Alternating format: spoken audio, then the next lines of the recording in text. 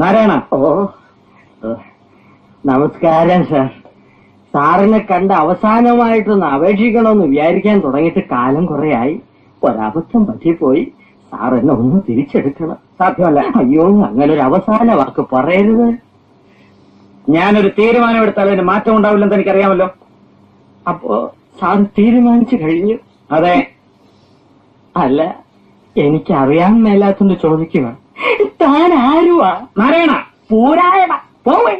തനിക്കൊരു വിചാരമുണ്ട് താൻ ഏതോ കോപ്പിലെ വലിയ രാജാവാണോ? താൻ ഒരു പുല്ലുമല്ല. 1-2 ദിവസം ലണ്ടനിൽ പോയി ഏതോ ഒരു ഓന്തൻ റിച്ചാർഡ് സാഹിബിന് അരിവെച്ച് കൊടുത്ത് കിട്ടിയ കാശ് കൊണ്ട് ഒരു പഴയ കൊട്ടാരം വാങ്ങി അവിടെ ഒരു ആശുപത്രിയും തുടങ്ങി അവിടെ പ്രാന്തമാരെ പട്ടാളത്തിട്ട പഠിപ്പിക്കുന്ന ഒരു വിവരം കെട്ട പന്ന റാസ്കലല്ലേ താൻ? തന്നെ ഞാൻ 10 പറയണമെന്ന് വിചാരിക്കാൻ തുടങ്ങിയിട്ട് കാലം കുറെയായി. താനൊക്കെ മറ്റേ ചിട്ടയൊരാളല്ലേ, മിലിറ്ററി. പക്ഷേ ഞങ്ങൾ ജോലിക്കാരെ ചിട്ട പഠിപ്പിക്കുന്നതിന് മുമ്പ് താൻ തന്റെ മോളെ നിലയ്ക്ക് നിർത്തണം. യൂക്കാലിപ്റ്റസ് മരത്തിനിടയിൽ പരസ്പരം കെട്ടിപ്പുണർന്ന് മരം ചുട്ടി ഓടുന്ന 2 യുവ മിഥുനങ്ങളെ ഞാൻ കണ്ട്. തന്റെ സ്വന്തം മോളും തന്റെ ആശുപത്രിയിലെ വട്ടനും. അനാവശ്യം പറയരുത്. അവരുടെ ആവശ്യം തനിക്ക് അനാവശ്യമായിരിക്കും. ഞാൻ കണ്ടതേ പറഞ്ഞുള്ളൂ. തന്നോട് മാത്രമല്ല, ഈ നാട്ടിലുള്ള എല്ലാവരോടും ഞാൻ പറയുകയും ചെയ്യും. ഇനി ഒരു മൈക്കും ഒരു സൈക്കിളും എടുത്തോണ്ട് ഞാൻ ഇറങ്ങാൻ പോവാ. രവീന്ദ്രോ, തന്നെയും തന്റെ മോളെയും ഈ നാട്ടിൽ ഈ നാരായണം നാട്ടിച്ചില്ലെങ്കിൽ തന്റെ പേര് തന്റെ പട്ടിക്ക് താനിട്ടോ.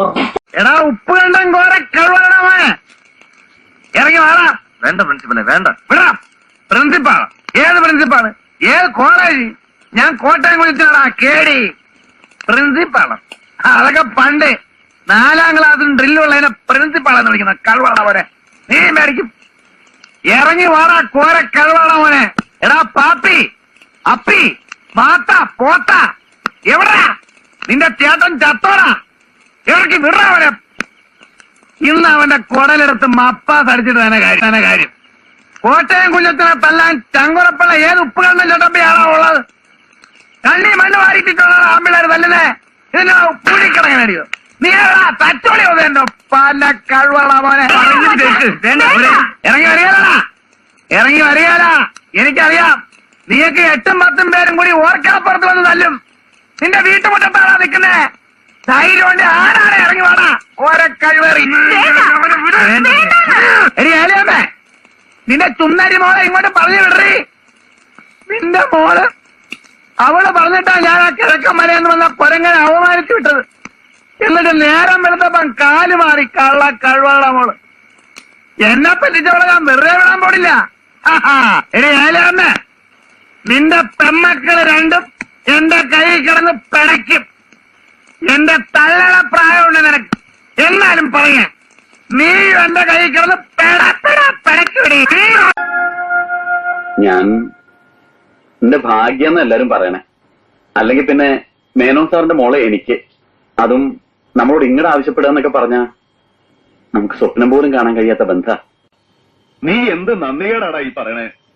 ഇക്കണ്ട കാലം മുഴുവൻ നിന്നെ സ്വപ്നം കണ്ടോണ്ട് കഴിഞ്ഞൊരു പെണ്ണെ തഴഞ്ഞിട്ട് ആ ഭാഗ്യം നമുക്ക് വേണ്ട. നമുക്ക് ആ പണവും പ്രതാപവും ഒന്നും വേണ്ട മോനെ. നീ ഒരിക്കലും അങ്ങനെ ചിന്തിക്കരുത്. ചിന്തിക്കരുതെന്നൊക്കെ പറഞ്ഞാ എന്റെ ലൈഫിന്റെ പ്രശ്ന. ഏട്ടൻ അത് ആലോചിക്കണം. ഈ ലൈഫൊക്കെ നിനക്ക് എങ്ങനെയാണ് ഉണ്ടായത്?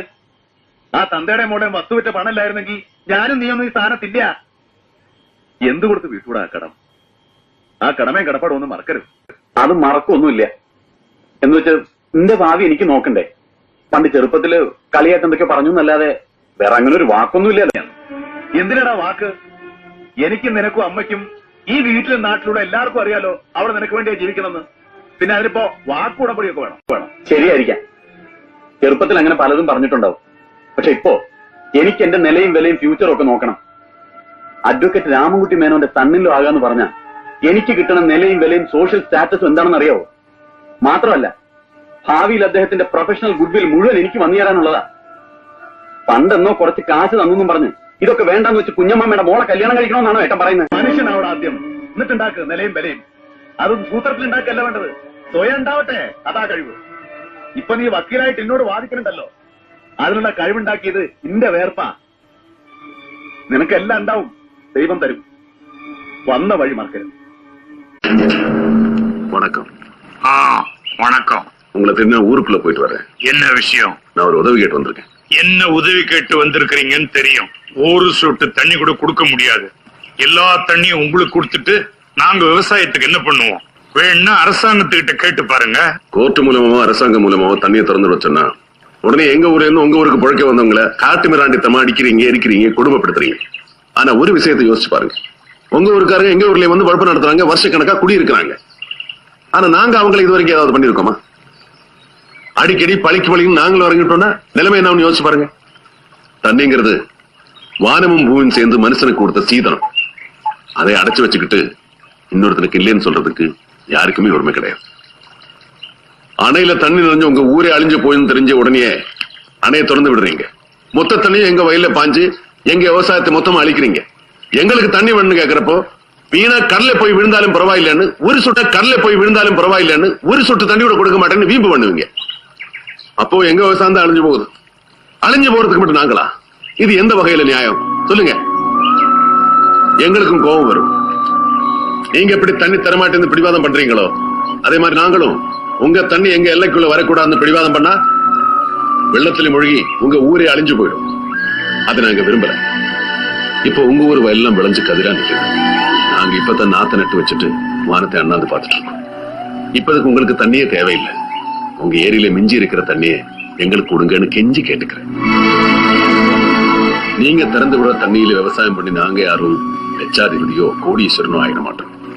ஏதோ அடுத்த வெள்ளாம வரைக்கும் எங்க ஊர் குடும்பங்க 3 வேளை பசி இல்லாம கஞ்சி குடிப்பாங்க. കഴിക്കണ്ടായോ? കഴിക്കാൻ പോവാ. ആഹാരം കഴിക്കണ്ടായോന്ന് ചോദിച്ചത്. വേണ്ട. ഒരത്താഴം മുടങ്ങിയാൽ ഒരു പ്രാവിന്റെ തൂക്കം ഇറച്ചി ശരീരത്തിൽ നിന്ന് നഷ്ടപ്പെടുന്ന. പണിക്കരെ, എന്തോ? അപ്പോൾ ഞാൻ ഒരുപാട് തല്ലിയല്ലേ? ഓ, കഷ്ടായിപ്പോയി അത്. തനിക്ക് ഓർമ്മയുണ്ടോ? എന്ത്?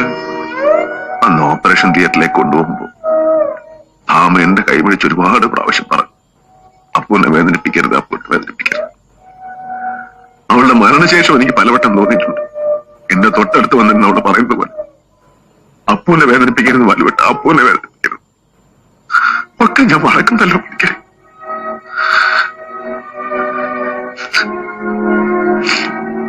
താൻ എന്നോടൊന്ന് വാ. എനിക്ക് എന്റെ മോനോട് മാപ്പ് ചോദിക്കണം. തമാ ഇന്നിവിടെ കാണുന്ന പല ഘട്ടങ്ങളിലും എന്റെ വേർപ്പ് വീണിട്ടുണ്ട്. നമ്മൾ അധ്വാനിക്കുന്നത് നമ്മൾ സ്നേഹിക്കുന്നവർക്ക് വേണ്ടിയാണല്ലോ എന്ന് ഓർക്കുമ്പോ അതിന്റെ ഒരു ക്ഷീണം അറിയില്ല. നമ്മളിവിടെ നിന്ന് അയച്ചു കൊടുക്കുന്ന പൈസക്ക് അവിടെ ഒരു കാര്യം നടന്നു എന്നറിയുമ്പോ ഒരു സന്തോഷ. ഞങ്ങള് പലരും മനസ്സ് നാട്ടിൽ വെച്ചിട്ട് ശരീരം മാത്രമേ ഇങ്ങോട്ട് കൊണ്ടുവരുള്ളൂ. എന്താ ജോലി, എത്രയാ ശമ്പളമൊന്നും ഭാര്യയോട് പോലും പറഞ്ഞിട്ടില്ല. നാണക്കേടായിട്ടല്ല, കഷ്ടപ്പാട് അറിയിക്കണ്ടെന്ന് കരുതിയില്ല. ഇപ്പൊ ഒരു 10,000 രൂപ നാട്ടിലേക്ക് അയക്കുമ്പോ വീട്ടുകാരെന്താ വിചാരിക്കണേ? 20,000 കിട്ടി, അതിൽ 10 മിച്ചം വെച്ചു 10 അയച്ചോളുന്ന. സത്യത്തില് 7,000 കിട്ടിയിട്ട് 3,000 കടം വാങ്ങിയിട്ട് അയക്കുന്നതാ. തിരിച്ചു കിട്ടുമെന്ന് കരുതി ആർക്കും ഒരു സഹായം ചെയ്തിട്ടില്ല. തിരിച്ചു കിട്ടുമെന്ന് കരുതി കൊടുക്കുന്നത് സ്നേഹമല്ല, കടം കൊടുക്കല.